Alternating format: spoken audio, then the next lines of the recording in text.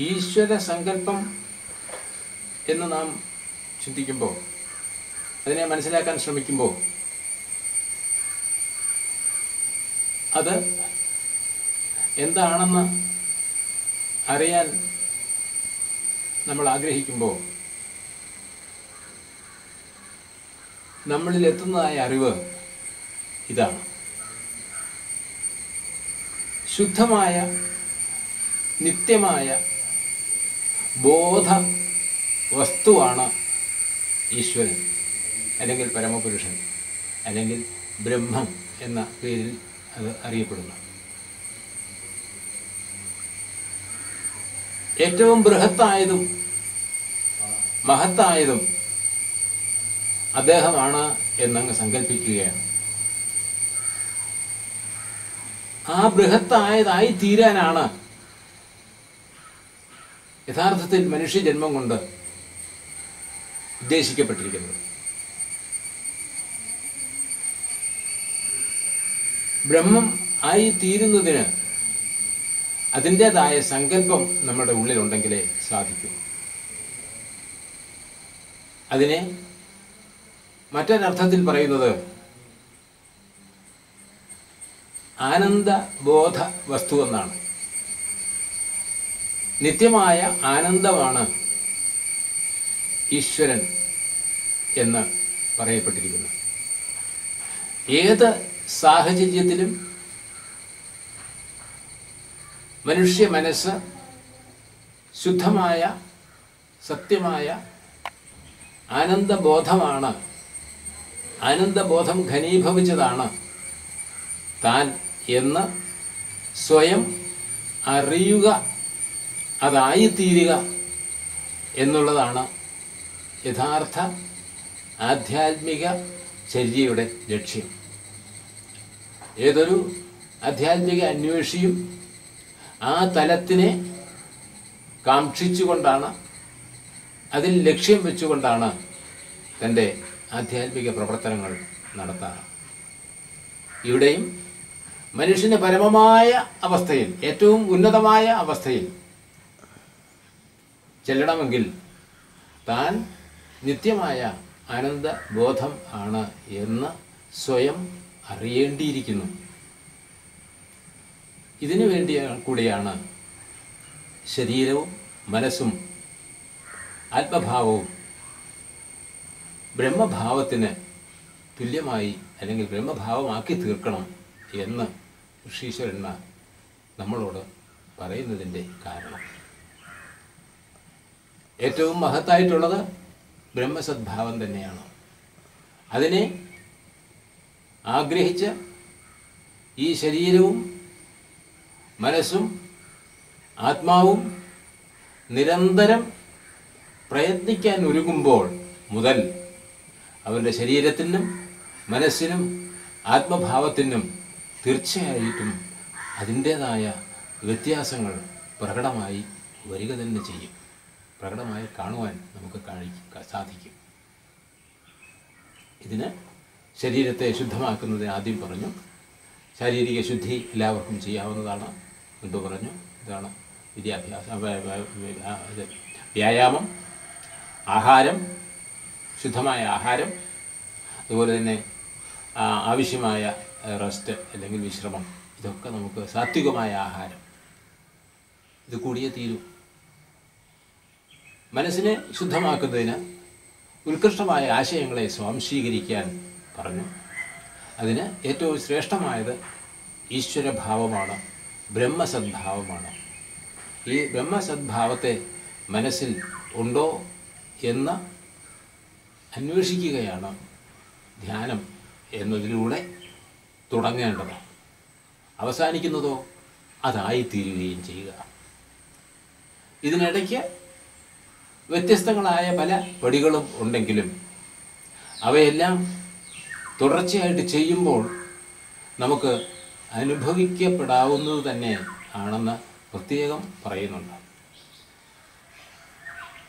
പിന്നീട് ഈ ശരീരത്തെയും മനസ്സിനെയും പരസ്പരം സംയോജിപ്പിച്ചു കൊണ്ടുപോകുന്നതിന് വേണ്ടി ഋഷീശ്വരന്മാർ നമ്മൾക്ക് തന്നിരിക്കുന്നതായ ഒരറിവാണ് യോഗാഭ്യാസത്തിൻ്റെ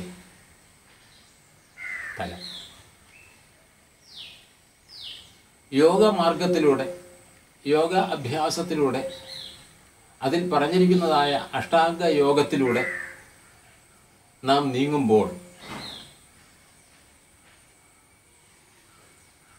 പരിമിതമായ രീതിയിൽ ഉള്ള ആഹാരങ്ങളും അതുപോലെ തന്നെ ചിന്തകളും നാം വെച്ച് പുലർത്തേണ്ടിയിരിക്കുന്നു. ആസന, പ്രാണായാമ, പ്രത്യാഹാര, ധാരണ, ധ്യാന, സമാധി എന്നാണല്ലോ പറയുന്നത്. എന്നാൽ മനുഷ്യനെ സംബന്ധിച്ച് ആസനങ്ങളെക്കാൾ ഏറ്റവും മുൻപ് പറഞ്ഞിരിക്കുന്നത് യമനിയമ കാര്യങ്ങളാണ്. യമവും നിയമവും മനുഷ്യൻ ആദ്യമായി അനുഷ്ഠിക്കേണ്ടിയിരിക്കുന്നു. ഇതിന് കാരണം മറ്റൊന്നുമല്ല, മനുഷ്യൻ മാനസിക ജീവി ആയതുകൊണ്ടാണ്. മനസ്സിനെ ബാധിക്കുന്ന കാര്യങ്ങളിൽ നിയന്ത്രണം കൊണ്ടുവരണം. അതിനുവേണ്ടിയാണ് യമ നിയമങ്ങൾ ആദ്യത്തിൽ പറഞ്ഞിരിക്കുന്നത്. പ്രഥമമായും പറയാൻ കാരണം അതാണ്. മനസ്സിൻ്റെ ഉള്ളിൽ നിന്ന് പുറത്തേക്ക് പോകുന്നതായ ആശയങ്ങളെ നിയന്ത്രണം ചെയ്യുക,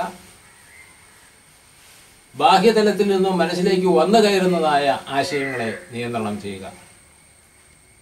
ഇത് രണ്ടും സാധിച്ചു കഴിയുമ്പോൾ യമനിയമങ്ങൾ പാലിക്കപ്പെട്ടു. യമനിയമങ്ങൾ പാലിക്കപ്പെട്ടു കഴിഞ്ഞാൽ ശരീരത്തെ അതിനനുസരിച്ച രീതിയിൽ നമുക്ക് കൊണ്ടുവരുവാൻ സാധിക്കും. അതിന് യോഗാസനങ്ങൾ വളരെ പ്രയോജനകരമാണ്. യോഗാസനങ്ങളെ പരിശീലിക്കണമെങ്കിലും അത് തുടർച്ചയായിട്ട് കൊണ്ടുപോകണമെങ്കിലും അതിനോട് ഇഷ്ടം തോന്നിയെങ്കിൽ മാത്രമേ സാധിക്കുകയുള്ളൂ.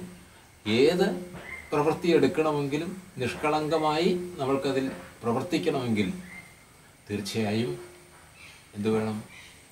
ആ ചെയ്യുന്ന പ്രവൃത്തിയോട് നമുക്ക് ഇഷ്ടം തോന്നണം. ആ ഇഷ്ടമുണ്ടെങ്കിൽ മാത്രമേ നമുക്ക് നമ്മുടെ പ്രവൃത്തി നിഷ്കളങ്കമായി ചെയ്തു തീർക്കാൻ സാധിക്കുകയുള്ളൂ. ഭയപ്പെട്ടിട്ടോ അല്ലെങ്കിൽ വേറൊരാളുടെ പ്രേരണയിൻ പേരിലോ നിർബന്ധത്തിൻ പേരിലോ നമ്മളൊരു കർമ്മം ചെയ്യുമ്പോൾ സ്വാഭാവികമായും അതിന് അതിൻ്റേതായ പോരായ്മ വന്നു ചേരും. അത് ഉണ്ടാവരുത്. ഒരാൾ പറഞ്ഞിട്ട് തന്നെ ആയിക്കൊള്ളട്ടെ, അത് ഏറ്റെടുത്ത് ചെയ്യാൻ തുടങ്ങുന്ന നിമിഷം മുതൽ അതെനിക്ക് ഇഷ്ടപ്പെട്ടതാണ്, എനിക്കത് വേണ്ടതാണ് എന്നുള്ള ഒരു മാനസിക ആശയം നമ്മുടെ ഉള്ളിൽ നട്ടു വളർത്തുന്നതിന് നാം പ്രയത്നിക്കുക തന്നെ വേണം. ഈശ്വര ആരാധനയിലും ഒക്കെ ഈ കാര്യം വളരെ പ്രസക്തമാണ്. മനസ്സിനെ ഉത്കൃഷ്ടതയിലേക്ക് കൊണ്ടുപോകുന്നതിന് വേണ്ടി നമുക്ക് ഋഷീശ്വരന്മാർ ഏറ്റവും താഴ്ന്ന തലത്തിൽ ക്ഷേത്ര ആചാരങ്ങളും അതുപോലെ തന്നെ ഈശ്വര ദൈവിക ആചാരങ്ങളുമൊക്കെ, അത് ഭൗതിക തലത്തിൽ നമ്മുടെ വീടുകളിലാണെങ്കിൽ പോലും ദിനചര്യകളും ഒക്കെ അതിനുവേണ്ടി ക്രമപ്പെടുത്തി തന്നിട്ടുണ്ട്. ഈ ക്രമപ്പെടുത്തി തന്നിരിക്കുന്നതായ ആചാര മര്യാദകൾ നാം ചെയ്യുമ്പോൾ അതിൽ ഇഷ്ടം തോന്നിയിട്ട് ചെയ്യുകയാണ് എന്ന് വരികിൽ അതിനനുസരിച്ചതായ മാറ്റങ്ങൾ മനസ്സിലും ശരീരത്തിലും വന്നു ചേരും. ശരീരത്തിൽ വന്നു ചേരുന്നത് എന്തിനാണ്? ശരീരത്തിൽ നിന്നും മനസ്സിലേക്ക് വരുന്നതായ വിചാരങ്ങളെ നന്മയിലേക്ക് നയിക്കുന്നതിനാണ്. നല്ല വിചാരങ്ങൾ ശരീരത്തിൽ നിന്ന് പ്രചോദനപ്പെട്ട് മനസ്സിലേക്ക് വരിക, നല്ല ചിന്തകൾ മനസ്സിൽ നിന്ന് പ്രേരണ കൊടുത്തിട്ട് ശരീരത്തിനെ കൊണ്ട് ചെയ്യിക്കുക. ഇതൊരു മാധ്യമമാണ് ഈ ശരീരം എന്ന് പറയുന്നത്.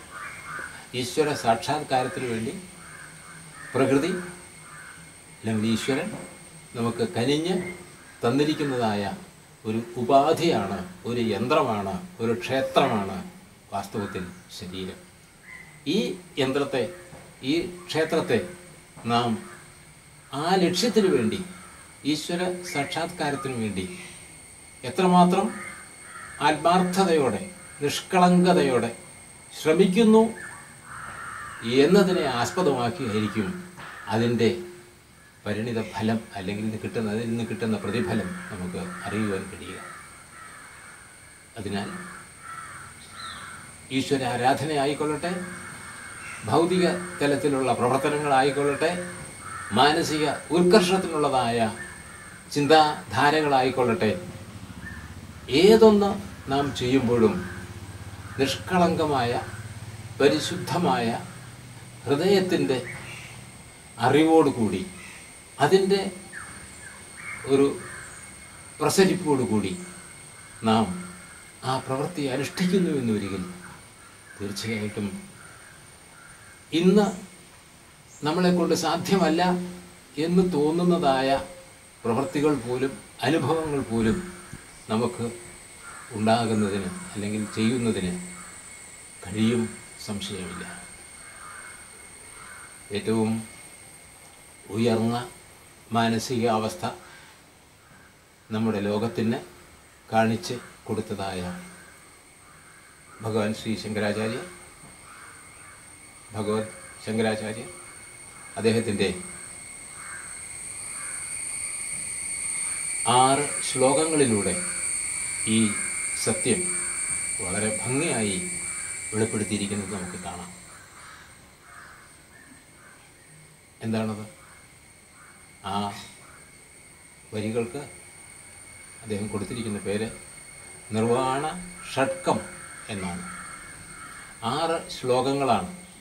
ഒരു മനുഷ്യൻ അവന് എത്ര കണ്ട് ഉയരത്തിലെത്താം, ബോധതലത്തിൽ ഏറ്റവും ഉയർന്ന ബോധം എന്താണ്, അത് സ്വയം അനുഭവിച്ചുകൊണ്ട് അദ്ദേഹം പറയുന്നതായ അദ്ദേഹത്തിൻ്റെ നാവിൽ നിന്നും അദ്ദേഹത്തിൻ്റെ ഹൃദയത്തിൽ നിന്നും വെളിയിലേക്ക് വന്നതായ ആ 6 ശ്ലോകങ്ങൾ അതിന് ദൃഷ്ടാന്തമാണ്. ഇതാ കേൾക്കൂ. മനോബുദ്ധ്യഹങ്കാര ചിത്താനി നാഹം ന ച ശ്രോത്ര ജിഹ്വേ ന ച ഘ്രാണനേത്രേ ന ച വ്യോമഭൂമിർ ന തേജോ ന വായു ചിദാനന്ദരൂപ ശിവോഹം ശിവോഹം ചിദാനന്ദരൂപ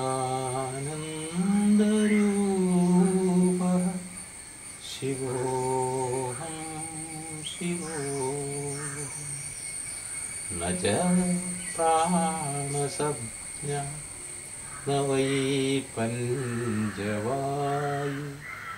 ന വാ സപ്തധാതു ന വാ പഞ്ചകോശഃ ന വാ പാണിപാദം ന ചോപസ്ഥപായു ചിദാനന്ദരൂപ ശിവോഹം ശിവോഹം ചിദാനന്ദരൂപ ശിവോഹം ശിവോഹം ന മേ ദ്വേഷരാഗം ന മേ ലോഭമോഹം മദോ നൈവ മാത്സര്യഭാവം ന ധർമ്മോ ന ചാർദ്ധോ ന കാമോ ന മോക്ഷഃ ചിദാനന്ദരൂപ ശിവോഹം ശിവോഹം ചിദാനന്ദരൂപ ശിവോഹം ശിവോഹം ന പുണ്യം ന പാപം ന സൗഖ്യം ന ദുഃഖം ന മന്ത്രോ ന തീർത്ഥം ന വേദാനയജ്ഞ അഹം ഭോജനം നൈവ ഭോജ്യം ന ഭോക്ത ചിദാനന്ദരൂപഃ ശിവോഹം ശിവോഹം ചിദാനന്ദരൂപഃ ശിവോഹം ശിവോഹം ന മൃത്യോ ന ശങ്ക ന മേ ജാതിഭേദ പിതാ നൈവ മേ നൈവ മാതാ ച ജന്മ ന ബന്ധൂ ന മിത്രം ഗുരുർനൈവ ശിഷ്യ ചിദാനന്ദരൂപഃ ശിവോഹം ശിവോഹം ചിദാനന്ദരൂപഃ ശിവോഹം ശിവോഹം അഹം നിർവികൽപോ